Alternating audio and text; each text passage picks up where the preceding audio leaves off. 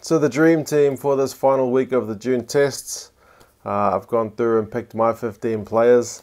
It's a pity that the June tests are over. It's been an interesting period of rugby. It's back to Super Rugby for me. I'll have a look at the Champions Cup to see how that's doing. Not sure what the coverage is like in New Zealand, to be honest. I'll have to have a look when I get back to see if that's something I can cover. It's 20 teams, so it's a lot of rugby. Plus Rugby Championship, Six Nations coming up. There's lots of rugby to come. Immediate future is Super Rugby, but I guess we'll see how we go. As for the dream team, limited to 15 players, so there's definitely going to be guys who missed out. Looking back at the names on my sheet here, Ireland and Australia do not have much representation here. So if that's going to be a problem, maybe just turn it off now. But welcome feedback in the comments for sure. These are just my picks. There's definitely other guys who stood out. There's a couple of positions I thought were really competitive, and a couple I thought there weren't that many standouts. So we'll have a look, and you guys can let me know your thoughts. First one in the props, I have gone with Joe Mala. England seemed a bit more solid this week with him starting. A bit of added beef, I thought, to that game. He ran the ball 4 times for not much in the way of meters, but defensively he was really sound. 9 from 10 tackles, which is pretty good effort for a man in the front row.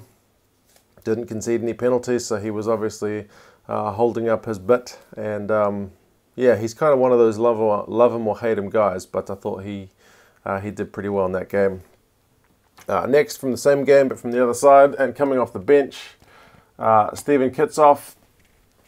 This guy is making a case for starting because he's kind of a super sub in his role with the Box at the moment, but he's definitely having a big impact when he comes off the bench.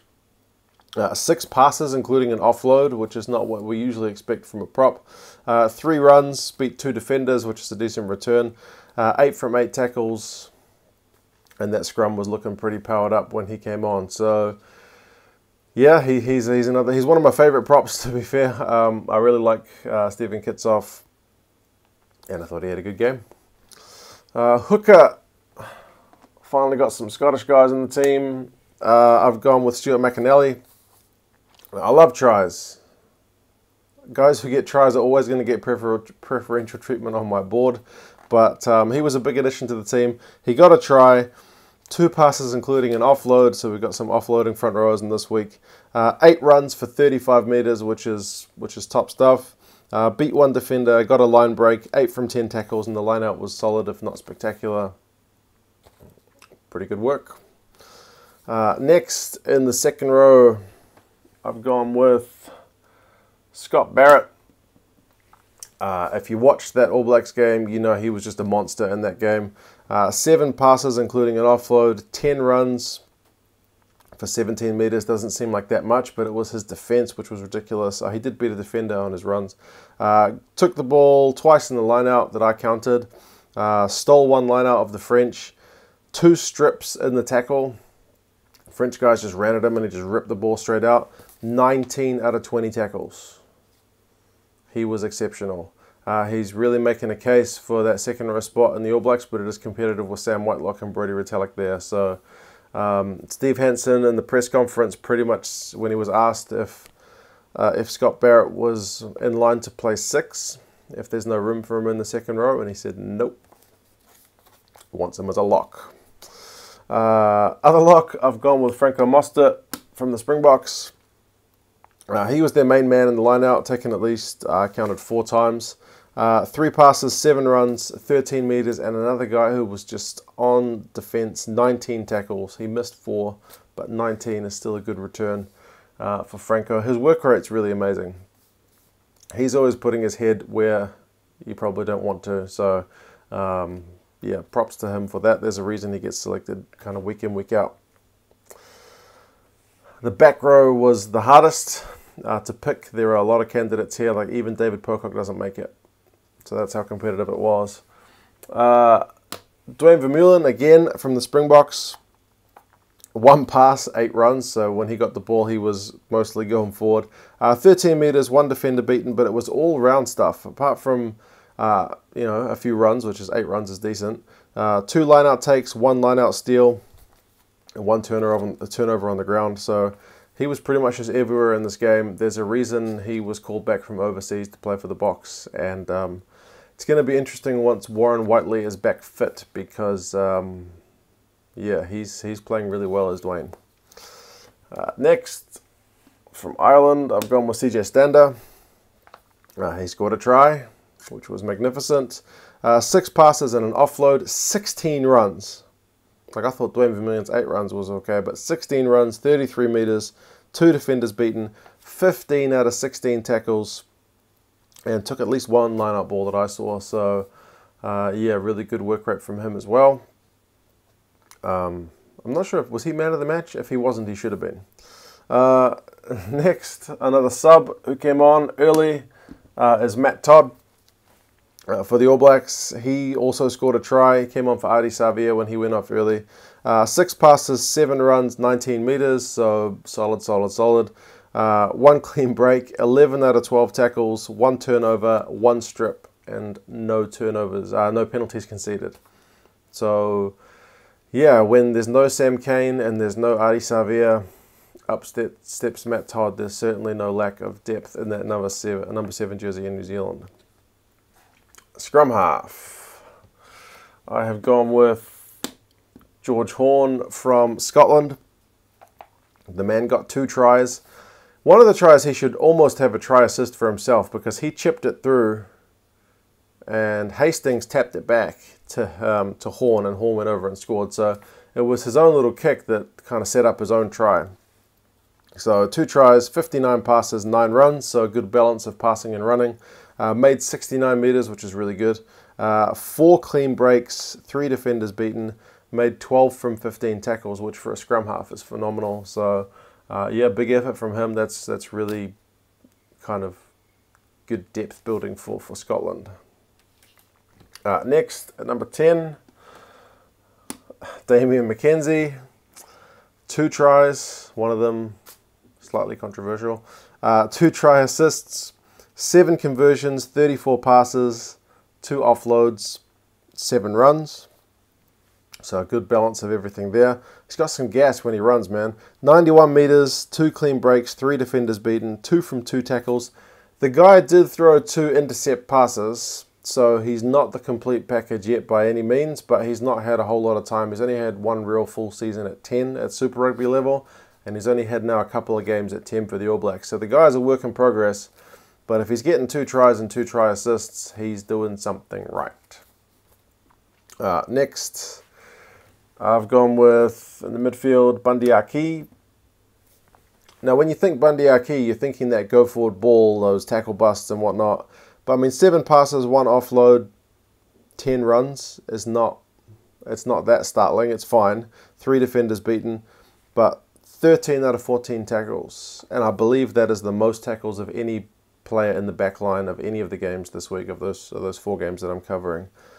So yeah, that Wallaby midfield of Beale with the playmaking, Karevi with that go forward is no small thing to kind of keep under control. But Aki was doing his bit. I think that's encouraging for Ireland going forward, because getting that midfield right is so important, and they did it pretty well. His partner I've got in the midfield is Remy Lamorat from France. So, to be fair, most of his stats here, he's got pretty good numbers, were from that first half, because France in the first half were pretty good. In the second half, the All Blacks kind of ran away with it. He drew Goodhue in for the first try, so although it was the halfback that went in for the try, it was his kind of run on the outside that drew Goodhue to him. 14 passes he made, 4 offloads, which is a good ratio. He was the French were offloading like crazy, and he was a big part of that in the first half. 16 runs for 45 meters is a good return. 2 defenders beaten, made 13 out of 16 tackles. He did drop the ball a few times. One of them was kind of a key intercept that he should have had, but didn't get it. So yeah, that was unfortunate for the French. But Overall, I think still pretty good numbers for Remy. Outside backs, I think 3 weeks in a row. Johnny May, for me, easily the best player of England's tour of South Africa. He scored a try again. He saved either a try or some points because his little defensive run to get the ball out of danger when he had to run pretty much sideline to sideline with guys hunting him down as they'd kicked it through before he could kind of kick it clear was really good commitment. He had 4 passes, 12 runs, 69 metres, 1 clean break, 7 defenders beaten, and 6 from 6 tackles, which for an outside back is pretty good. So, yeah, very impressed with what we've seen from Johnny May on this tour. Next, if I like tries, I can't not pick Rieko Ioane. 3 tries, 12 passes, 13 runs, 151 metres. From what I read, there were only 2 players this week to even break 100. I think it was Emilio Boffelli from the Pumas. He made just over 100 metres, and Rieko was at 151. Everyone else was below 100. 151 is just ridiculous. 4 clean breaks, 6 defenders beaten, made 6 from 7 tackles. Pretty magic stuff. Lastly, I've gone with Stuart Hogg from Scotland. So he had a try assist, 11 passes, which is pretty good for a guy in his position. 1 offload, 8 runs for 51 metres, 4 defenders beaten, 3 clean breaks, made 3 from 4 tackles. Just a solid game all round. To be fair, Hogg's position, I could have gone for a lot of different guys. As with Lamarat, there was a lot of guys in the midfield who were kind of there or thereabouts. The back row was super competitive. Hastings also had a really good game for Scotland. I don't want to go into too many like kind of honourable mentions because I will inevitably miss multiple people. But like I said, it's pretty hard on the Aussies. There's no Aussies here. There's none of the Pumas here either, but they were pretty poor, so I don't think they can have too many complaints about that. Ireland, again, only I think 2 players, so that's probably a bit harsh given how great that game was, but in their games that were so kind of tight, sometimes it's hard to pick good stats out of those games. But yeah, this is the team of the week. Feel free to let me know who you guys would have had in other key performers, because like I said, there were multiple guys who could have made it, but also a few guys who were kind of shoo-ins, I thought. But yeah, let me know your thoughts, and I'll talk to you again either for Super Rugby soon, perhaps Champions Cup if I can find how to do it, and then we've got Rugby Championship November 2. There's plenty of rugby on the way, and I'll talk to you again soon. All right, see you later.